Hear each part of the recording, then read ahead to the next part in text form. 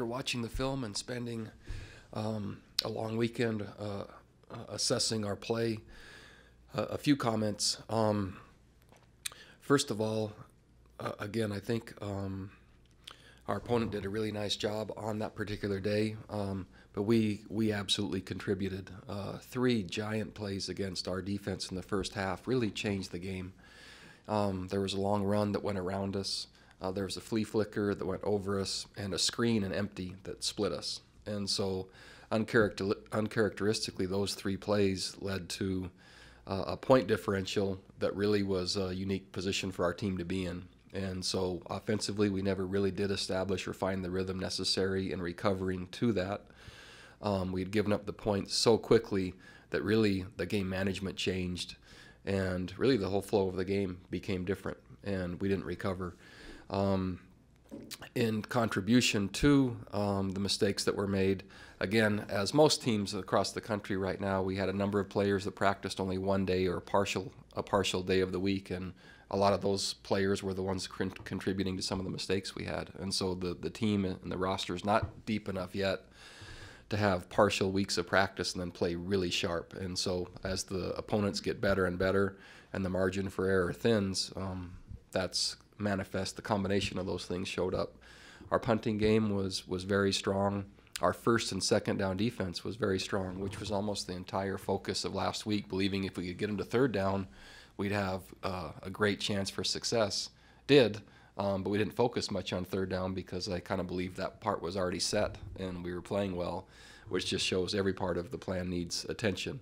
And so we didn't play particularly well on third down. So that's my assessment of the game. And after already seeing Pitt, the ACC teams are good. They're well coached. They have good talent. They've played a strong schedule, much like BC had. And so I see a lot of similarities between the two teams. I think they're physical. I think they're well coached. I think they're fast. And again, they've had a tough schedule to begin with, but I was really impressed with their game against Duke last week. I was really surprised. We had a strong week of practice from an effort and intensity and confidence standpoint. One thing that I did see that contributed in hindsight and now just to speak openly about it is the anticipated outcome of none of these players had been to a bowl game before. And the rumblings were, I never addressed it and took it head on because my intent is just to keep us right here. But I started to hear and feel and hear some whisperings around the edges as to, this is what's going to happen and what's that going to be like. And that took a little bit, I think, of the focus off of exactly what this needs to be. Our team needs every ounce of energy, every bit of concentration, and every bit of preparation we can do to be on the field at the end of the game with a possible chance to win, and that's playing complementary football. That's the offense, defense, special teams, and our fourth side of the ball all being completely dialed into that. That's when we have a chance. If any of that comes off just a little bit, that lessens our chances, and that's so.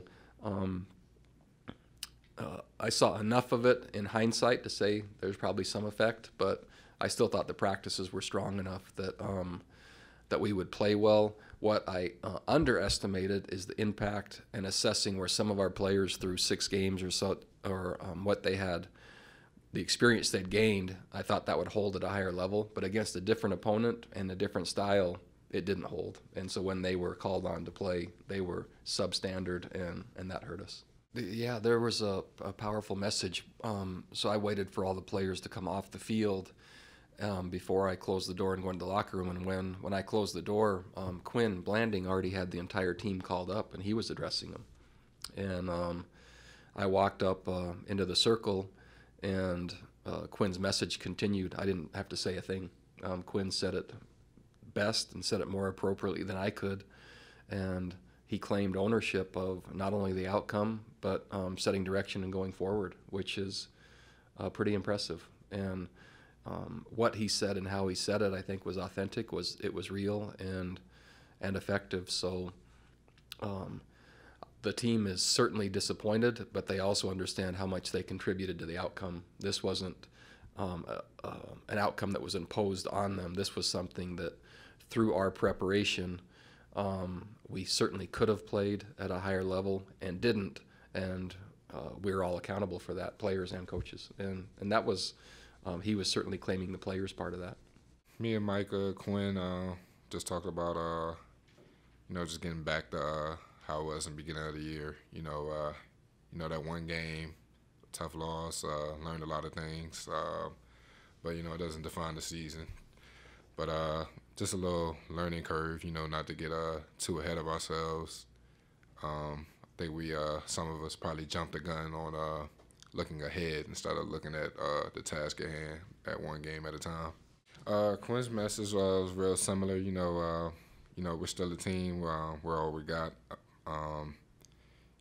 We need. It was basically a reality check that game. Get back to work.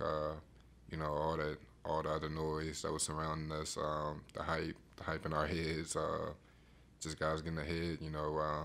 That's not us. That's not how we were doing things. And just getting back to just the original standard we was going through the first 6 games. Yeah, I mean, that grabs your attention. It's like, all right, guys, we've been winning. Then we came out, got beat by 31. We got to pull it together. We got to regroup. And next week, just got to attack and win games. We all know what happened Saturday. We all watched the film. We all corrected it. Now it's just we got to go 1-0 this week. So I'll just say Coach Mendenhall had a meeting with us this morning and explaining how we're still at early stages. People can make this season out to be what they want to make it out to be, that we're trying to accomplish so many great things and write a historic novel. But at the end of the day, we're just playing football right now. Every day we show up to the McHugh Center to work hard, to prepare for our next opponent, to win a football game. I can't say much more than that. It's just we can't blow things out of proportion. I mean, it was one game. It's unfortunate that the outcome was the way that it was, but I think moving forward, it's just going to be show up to the McHugh, understand where we are right now in the season, where we are right now in the program, and what chapter we're trying to write right now, not focusing on the outcome of the season's totality of can we win the ACC, can we win the Coastal Division, what bowl game are we going to play in. It's just every week 1-0, every week 1-0.